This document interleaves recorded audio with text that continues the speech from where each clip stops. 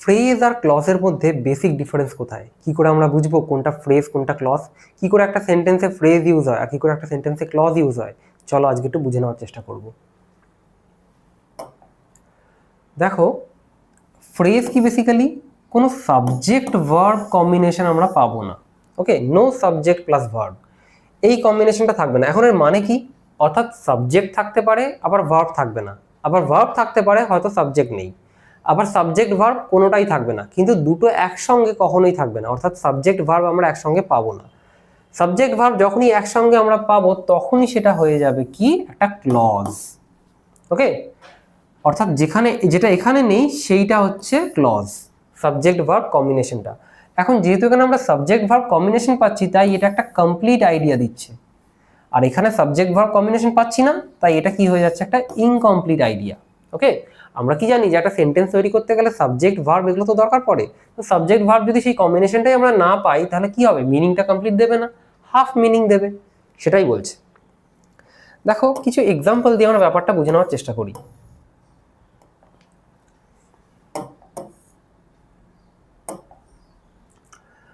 দেখো the boy, আচ্ছা এখানে ভার্ব দেখতে পাচ্ছ, এর নিজে কি, এটা তো একটা সাবজেক্ট, এখান দিয়ে আমি কিছু নয় জুড়ে কিছু একটা লিখতে পারবো, তাহলে এখানে কি নেই, এখানে ভার্বটা নেই, তাহলে ভার্ব যখন নেই তাহলে নিশ্চয়ই এটা একটা কমপ্লিট সেন্টেন্স বলা যাচ্ছে না, তাই তো? তাহলে এটা হয়ে যাচ্ছে কি একটা ফ্রেজ, কেন? কারণ এটা একটা গ্রুপ অফ ওয়ার্ড যেখানে সাবজেক্ট ভার্ব কম্বিনেশনটা নেই। ইন দ্য রুম, এখন ইন এটা তো প্রিপোজিশন, কি বলেছিলাম, প্রিপোজিশন প্লাস ওয়ার্ড অথবা গ্রুপ অফ ওয়ার্ড যেটাই হোক, যদি একটা ওয়ার্ড বা তার বেশি ওয়ার্ড থাকে তাহলে সেটা কি হয়ে যাবে ফ্রেজ, অর্থাৎ প্রিপোজিশনের পর সিঙ্গেল ওয়ার্ড বা ডাবল ওয়ার্ড বা তার বেশি যদি হয় তাহলে সেটা হয়ে যাবে ফ্রেজ। এখানে প্রিপোজিশনের পর আমি ওয়ার্ড পাচ্ছি তাহলে এটা কি হয়ে যাবে একটা ফ্রেজ। ওকে, এটাকে বেসিক্যালি কি বলে, prepositional phrase. Very smart boy, এখন দেখো এটা তো বয়কে ঘিরেই বলছে, এই যে ভেরি স্মার্টটা কিসের ব্যাপারে বলছে, বয়ের ব্যাপারেই তো বলছে। এখানে তো তাহলে আমি কি পেলাম, সাবজেক্ট পেলাম, কিন্তু এখানে ভার্ব নেই, अगेन ভার্ব নেই, তাহলে এটাকে আমরা কি বলবো, अगेन এই টোটালটা এটা একটা ফ্রেজ। এগুলোর সঙ্গে আমরা কিছু জুড়ে সেন্টেন্স তৈরি করতে পারবো, যদি আমরা এখানে ভার্ব বসিয়ে দিই তাহলে সেটা হয়ে যাবে কি একটা ক্লজ। ওকে, রানিং ফাস্ট, এখন রানিং ফাস্ট এখানে আমরা ভার্ব দেখতে পাচ্ছি কিন্তু এখানে আবার সাবজেক্ট নেই, তাই তো?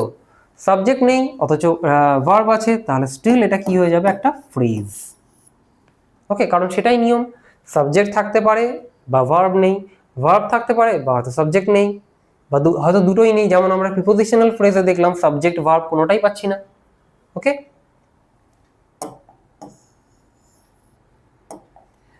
In the morning, again preposition plus word, দেখো কিরকম তাড়াতাড়ি হয়ে যাবে এগুলো সব, preposition plus word. Very beautiful girl, এখানে সাবজেক্ট রয়েছে তাহলে এটা কি হয়ে যাবে, अगेन একটা ফ্রেজ, কারণ এখানে কি রয়েছে, এখানে কি নেই, ভার্ব নেই, তাহলে সাবজেক্ট শুধু আছে ভার্ব নেই, তাহলে अगेन সেটা একটা phrase. On the road, preposition plus word, কি হয়ে যাবে phrase. After the class, with great care, near the river, without any reason, দেখো সবকটাতেই প্রিপোজিশন প্রিপোজিশন প্রিপোজিশন প্রিপোজিশন, তাহলে এগুলো কি হয়ে যাচ্ছে সব প্রিপোজিশনাল ফ্রেজ, কারণ এখানে না সাবজেক্ট আছে না ভার্ব আছে। ওকে, এবার এইটা দেখো, এখানে of joy, okay full of joy, so এখানে এটা কি হয়ে যাচ্ছে প্রিপোজিশন, তারপরে কি রয়েছে একটা ওয়ার্ড, তাহলে এটাকে আমরা কি বলবো, আমরা কি জানি ফ্রেজ কিভাবে তৈরি হয়, মিনিমাম দুটো ওয়ার্ড থাকতে হয়, এখানে দুটো ওয়ার্ড আমরা পাচ্ছি, তাহলে এটা কি হয়ে যাবে ফ্রেজ। কি ফ্রেজ এটা, এটাকে কি ফ্রেজ বলবো আমরা, প্রিপোজিশন রয়েছে তাহলে এটা প্রিপোজিশনাল ফ্রেজ। কিন্তু সামনে তো আমরা ফুলও দেখতে পাচ্ছি, ফুল অফ জয়, কেমন জয়, ফুল অফ জয়, এখন ফুল অফ জয় যখন রয়েছে তাহলে এটা অ্যাডজেক্টিভ, তাই তো? অ্যাডজেক্টিভ যখন এর সঙ্গে রয়েছে তাহলে এটা কি হয়ে যাচ্ছে, টোটালটা কি হবে অ্যাডজেক্টিভ ফ্রেজ, অর্থাৎ ফুল অফ জয় হয়ে যাচ্ছে অ্যাডজেক্টিভ ফ্রেজ, কিন্তু অফ জয় হয়ে যাচ্ছে প্রিপোজিশনাল ফ্রেজ। এই কনসেপ্টটা আমরা পড়েছিলাম আগে, এই কনসেপ্টটাকে কি বলা হয়, কি বলা হয়, ফ্রেজ উইথিন ফ্রেজ। ওকে, অর্থাৎ ফ্রেজের ভেতর ফ্রেজ, একটা ফ্রেজ পেয়েছি আমরা, তার ভেতরে আরেকটা ফ্রেজ। হয়ে যাচ্ছে?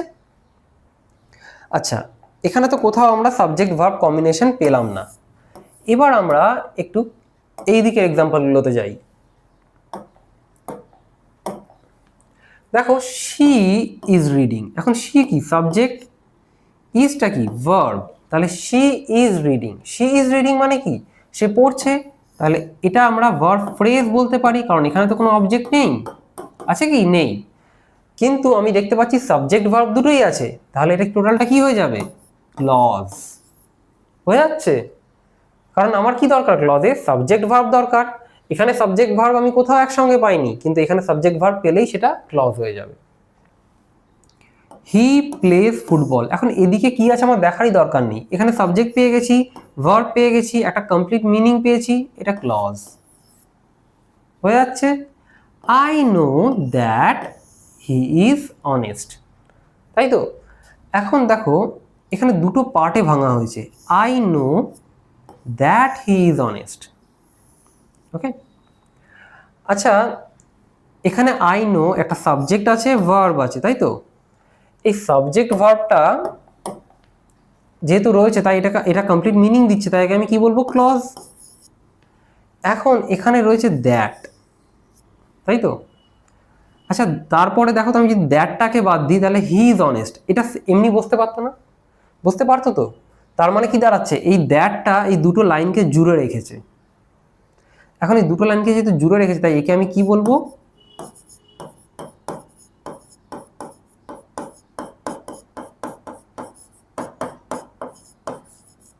সাবঅর্ডিনেটর।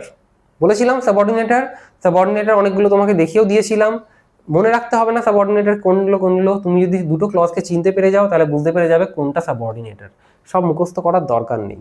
ওকে, তাহলে এটা সাবঅর্ডিনেটর। এখন এটা সাবঅর্ডিনেটর যেহেতু এখানে রয়েছে, তাই এই ক্লজটাকে আমরা কি বলছি, দ্যাট হি ইজ অনেস্ট, এটাকে কি বলছি আমরা, ডিপেন্ডেন্ট ক্লজ বা সাবঅর্ডিনেট ক্লজ, কারণ সাবঅর্ডিনেটর রয়েছে। আর এখানে এ তো কারোর উপর ডিপেন্ড করছে না, এতে এমনি বুঝতে পারতো। আমি যদি আই নোটা বাদ দিই, দেখো দ্যাট হি ইজ অনেস্ট, এখন দ্যাট হি ইজ অনেস্ট এটা তো একটা মানে এমনি বুঝতে পারেন না, এই যে দ্যাটটা বলছে, তাহলে একে তো কারোর সঙ্গে জুড়তে হবে। যদি দ্যাটটা না থাকতো তাহলে হি ইজ অনেস্টটা একটা কমপ্লিট সেন্টেন্স বোঝাতো, কিন্তু এর সঙ্গে তো দ্যাট আছে, তাহলে এই জন্য এটাকে কি বলছি, ডিপেন্ডেন্ট ক্লজ, কারণ এ কার উপর ডিপেন্ডেন্ট, একটা ইনডিপেন্ডেন্ট ক্লজের উপরে ডিপেন্ডেন্ট। সেই ইন্ডিপেন্ডেন্ট ক্লজ হলো এইটা, এটা একটা independent clause. Okay, I know. হয়ে যাচ্ছে? Independent clause, dependent clause. হয়ে যাচ্ছে? she is reading a book, এখন she is reading subject, is reading verb phrase, a book, she is reading what, a book, তাহলে এটা অবজেক্ট।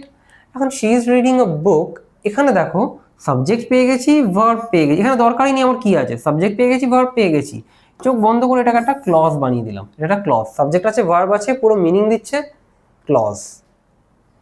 হি plays cricket, এখন he subject, plays verb, clause. They are going home, subject verb, subject verb পেয়ে গেছি, তো এটা কি হয়ে যাবে, একটা ক্লজ।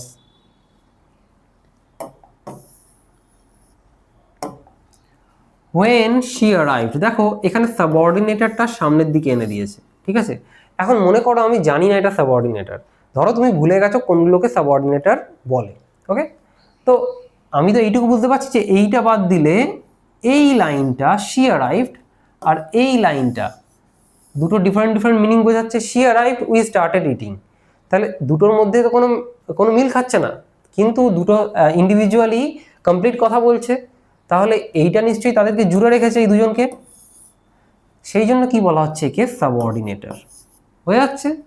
এখন এই সাবঅর্ডিনেটরটা নিয়ে যে ক্লজটা তৈরি হচ্ছে, কারণ এখানে সাবজেক্ট আছে, ভার্ব আছে, তাহলে সাবঅর্ডিনেটর আমি পেয়ে গেছি, তাহলে এটাকে কি বলবো, ডিপেন্ডেন্ট ক্লজ বা সাবঅর্ডিনেট ক্লজ। আর এখানে এটা তো কারোর উপর ডিপেন্ডেন্ট নয়, সাবঅর্ডিনেট ক্লজটা এর উপর ডিপেন্ডেন্ট, কিন্তু একে কি বলবো আমি, এখানে সাবজেক্ট আছে, ভার্ব আছে, তাহলে একে আমি কি বলছি, ইনডিপেন্ডেন্ট ক্লজ।